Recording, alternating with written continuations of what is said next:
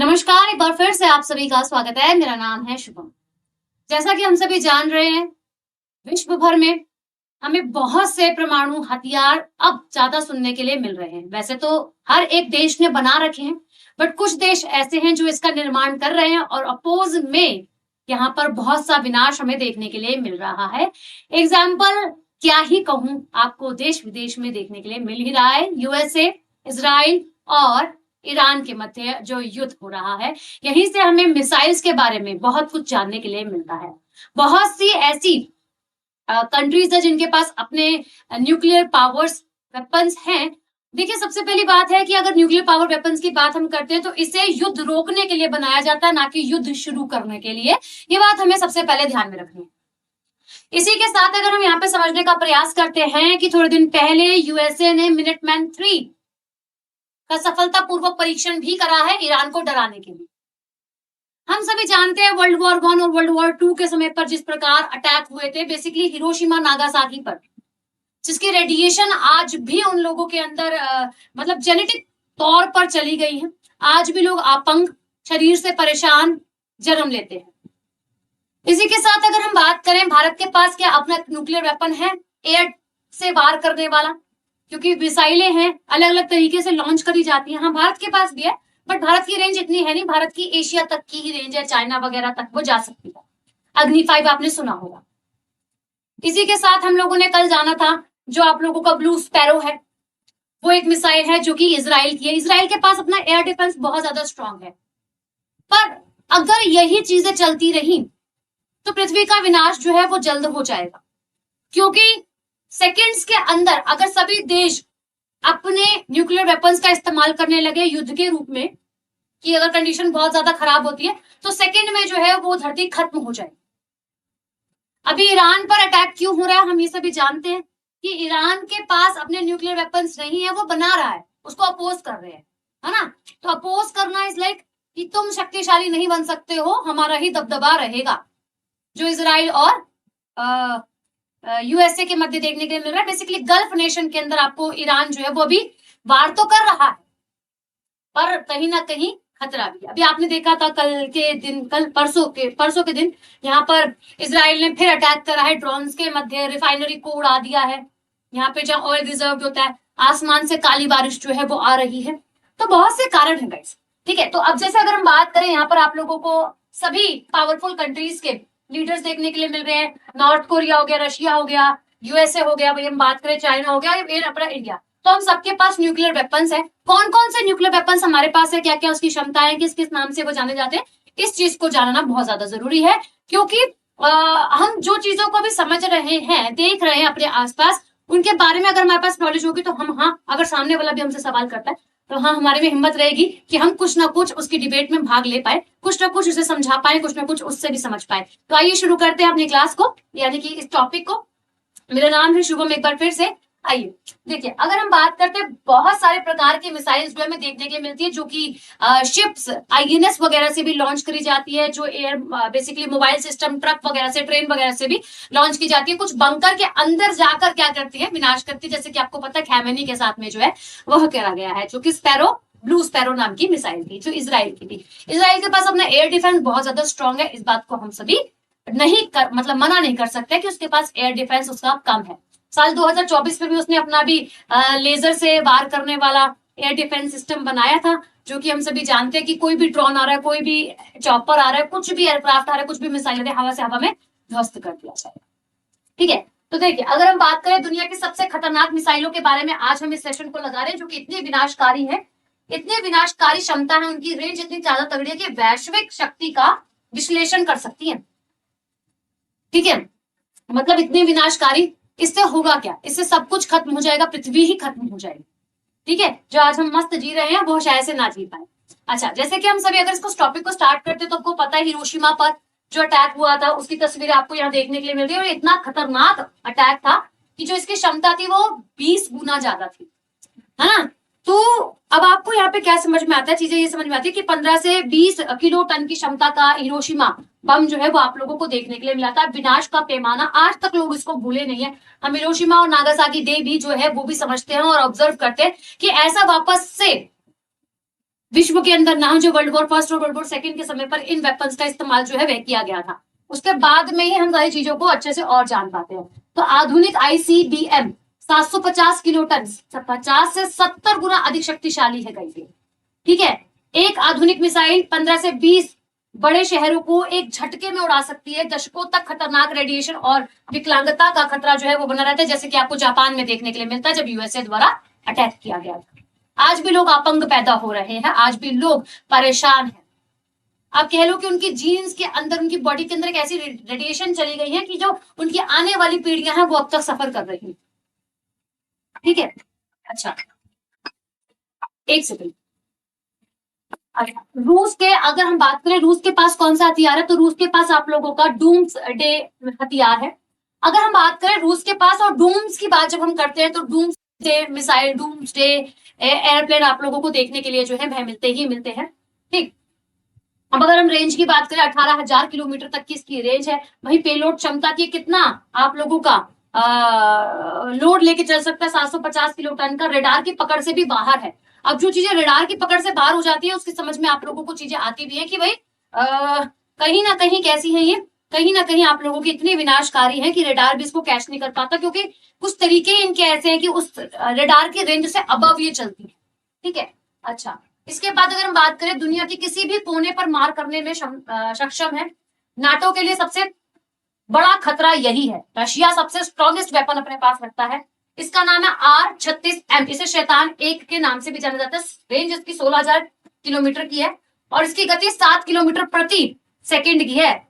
यानी कि ये क्या कर सकता है, 7 किलोमीटर कवर करेगा एक सेकंड के अंदर। तो आप समझ पा रहे हो, मैक 20 प्लस साउंड की स्पीड से भी कई गुना ज्यादा हम कह सकते हैं। अमेरिका का रणनीतिक त्रिकोण क्या है, देखिए अगर हम बात करें अमेरिका के पास तो वैसे दो इसके पास बहुत शक्तिशाली है। अभी मिनटमैन का इसने टेस्ट जो है बेबी करा था, उसके पास मिनटमैन 3 जिसको डूम्स डे के नाम से भी जाना जा रहा है, सबसे पहली बात है डूम्स डे मिसाइल। इसके पास ये 400 है जो पृथ्वी के अंदर इसने रख रखे हैं, डिप्लॉय कर रखे हैं। ठीक है, इसी का टेस्ट करा था अभी ईरान के खिलाफ LGM, और इसने बोला कि हमने ना वॉरहेड नहीं लगाया था उसके अंदर, साफ बोला इसने इसमें। ठीक है, तो अगर हम बात करें अंडरग्राउंड साइलो मिसाइल इसको कहा जाता है, क्योंकि यही मिसाइल जो है ना वो आप लोगों की कैसे है, जमीन के अंदर जाके वार करेगी, गिरने के बाद 20 किलोमीटर तक के इलाके का भीषण आग यानी कि फायर स्ट्रोम और तबाही आपको देखने के लिए मिल सकती है। 14,000 किलोमीटर की इसकी रेंज है।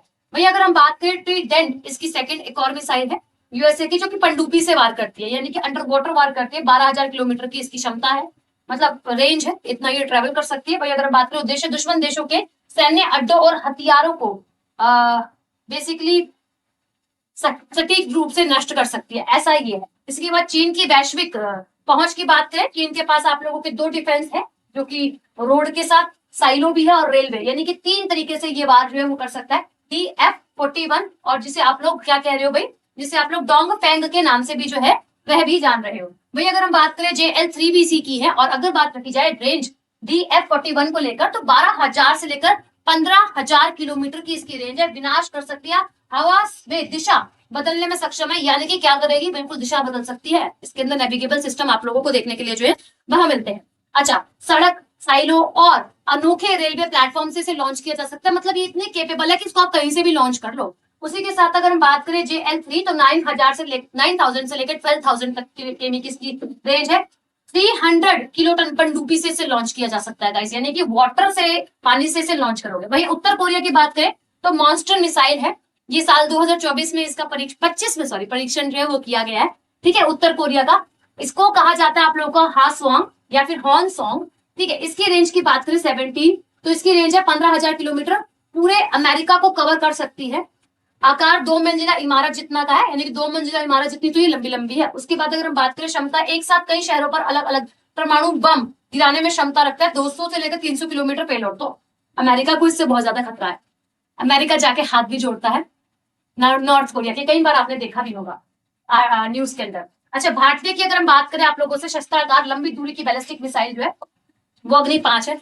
भारत अमेरिका तक की तो रेंज नहीं रखता, बट अमेरिका से हम ये बोल सकते हैं कि भारत के पास है तो ऐसा वेपन मिसाइल, बट हम ये कह सकते हैं कि भारत के पास रेंज एशियाई कंट्री तक की ही है। जैसे कि अगर हम बात करें चीन तक की रेंज जो है वो रखता है। अचूक ब्रह्मास्त्र 100 बेसिकली 1360 kg का पेलोड लेके जा सकती है। अग्नि 3 के नाम से जानी जा रही है। अग्नि 5, अच्छा अग्नि 5 है, अग्नि 3 है, अच्छा 3 पार्ट में डिवाइड हो जाती है, ठीक है। अग्नि 5 की बात करें किसने बनाई? डीआरडीओ ने साल 2025 में इसका परीक्षण भी करा है।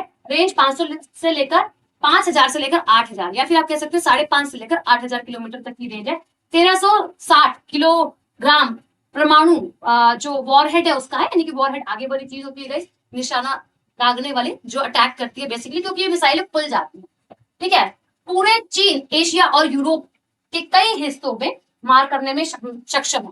देखिए चीन अपना एशियन कंट्रीज है, एशियन कंट्री एशिया तो है ही। इसके बाद अगर हम बात करें यूरोप, क्योंकि रशिया की बात करें तो यूरोप और रशिया क्या कर रहा है आप लोगों का? एशिया का ही भाग है, क्योंकि यूरेशिया कहा जाता है इसको। तो यूरोप में भी कहीं ना कहीं मार करने में केपेबल है। अच्छा भारतीय की बात करें, शस्त्र, नार, क्रूज और अगर हम बात करें प्रिंसेस स्ट्राइक को लेकर, तो भारत के पास प्रिसीजन स्ट्राइक्स को लेकर तो आपका ब्रह्मोस है। फिर हम बात करें निर्भया भी है।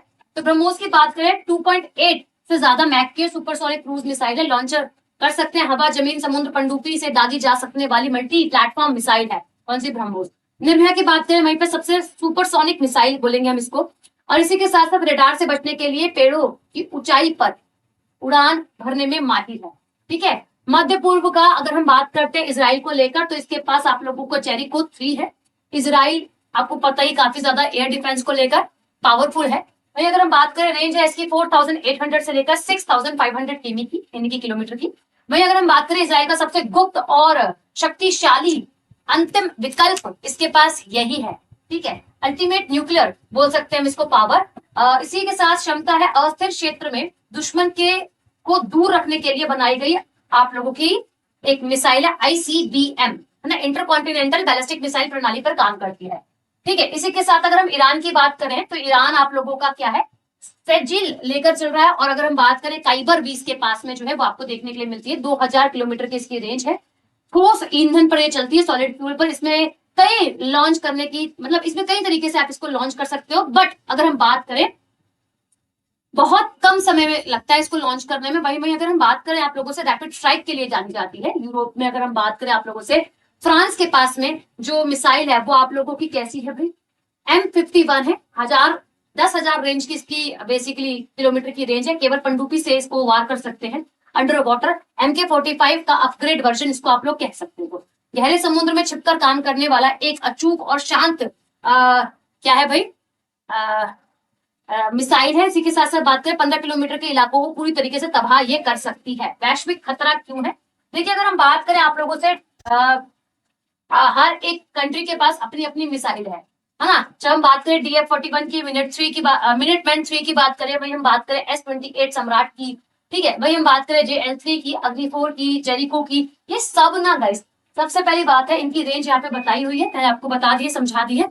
बट मैंने आपको पहले भी बोला वीडियो स्टार्ट करने से पहले कि परमाणु हथियारों को बनाया इसलिए गया ताकि युद्ध को रोक सके, इसलिए नहीं कि युद्ध को हम लोग स्टार्ट कर सके। और अभी वर्तमान में युद्ध को स्टार्ट करने वाली ही कंडीशन आपको देखने के लिए मिल रही है, ठीक है।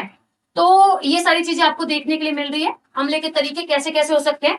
आप लोगों का साइलो जो कि अंडरग्राउंड बंकर, खेमेनी को जिस तरीके से मारा, जमीन में जाकर नष्ट करना। वही सी पनडुब्बी जो कि आप लोगों की कैसी है? अंडर वाटर वार करेगी। ट्रेन जो कि आप लोग कह सकते हो मोबाइल जो लॉन्चर वगैरह होते हैं उस तरीके से ट्रक और ट्रेन से आप इसे लॉन्च कर सकते हो। इतनी केपेबल आज जो है हमारा एयर डिफेंस बन चुका है, ठीक है। अभी जो आप लोगों का स्पैरो है, जो मैंने आपको कल करवाया था, ब्लू स्पैरो, वो कैसे करती है? अंतरिक्ष में जाती है, खुलती है, फिर वार करती है। कई इलाकों में एक साथ जो है वो आप लोगों का वार कर सकती है। भाई अगर हम बात करें आप लोगों से मैट को लेकर, मैट तो ये सभी विनाशकारी हथियार युद्ध शुरू करने के लिए नहीं बल्कि सुनिश्चित करने के लिए बनाए गए कि युद्ध कभी शुरू ही ना हो, इसलिए बनाए गए थे ना। यही तो मैं आपसे बोल रही हूँ, ठीक है। तो म्यूचुअली आप लोगों का मैट क्या कहता है कि अगर एक ने हमला किया तो दोनों को का खात्मा जो है वो तय है। इस तरीके से ये मिसाइल जो है वो आप लोगों को देखने के लिए मिलती है। आपकी क्या राय है आप कमेंट सेक्शन में मेंशन कीजिएगा। बाकी मैं आपसे भी से मिलूंगी एक और वीडियो में। अभी के लिए शुक्रिया, धन्यवाद। वीडियो को लाइक, चैनल को सब्सक्राइब जरूर कीजिएगा। शुक्रिया।